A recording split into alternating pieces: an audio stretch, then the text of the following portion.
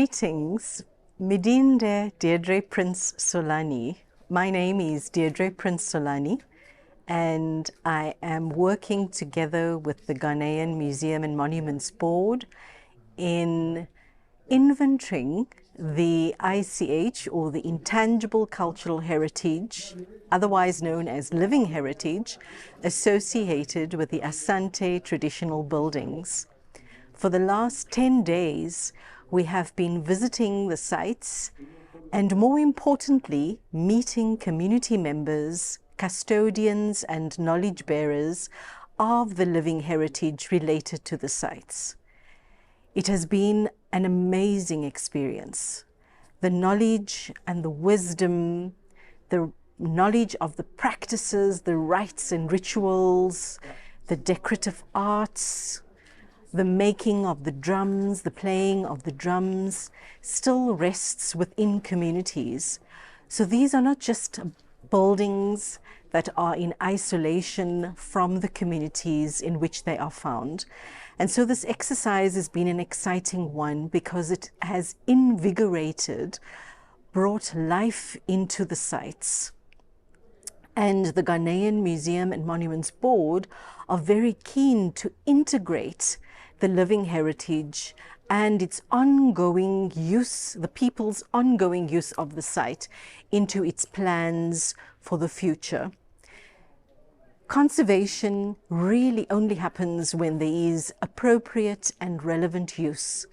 And so by understanding what living practices and living heritage are associated with the sites, it gives guidance for what kind of uses can be applied to the Asante traditional buildings so that it can be living entities, living spaces, living places within communities. Living heritage changes over time, depending on the environment, the conditions of people's lives. And so understanding the social conditions, understanding the economic circumstances, the risks and the threats posed to living heritage within the communities, by the communities, is critical. And so part of what this exercise has given us has been, from the voices of people themselves, site-specific, community-specific issues that are there that threaten the safeguarding of living heritage and, in turn, the integrity of the sites, the integrity of the buildings, the tangible. And so part of what this exercise is helping us collectively to do as the Ghanaian Museum and Monuments Board, as UNESCO Ghana, as the UNESCO National Commission for Ghana, the National Folklore Board, the National Commission for Culture, these things must be done together in partnership with communities leading the way.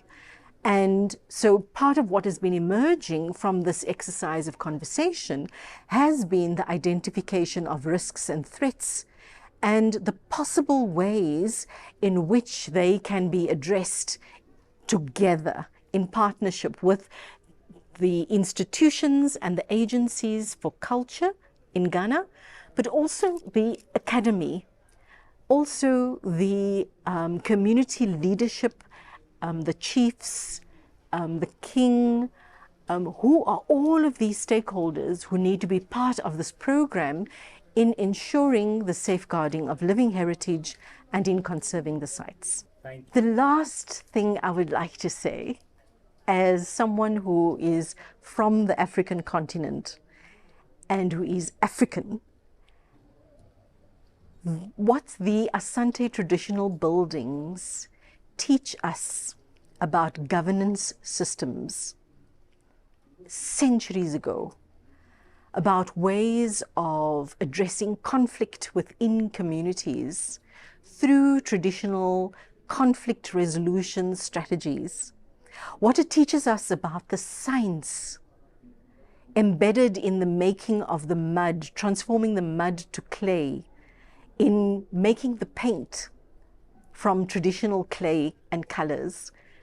There's so much that this can teach us, and we should be really focusing on how this knowledge can be shared and transmitted with younger generations, so that we don't look outside necessarily of the continent for solutions to our problems, but we seek them from within the continent, from within our countries, from within our communities. Medase.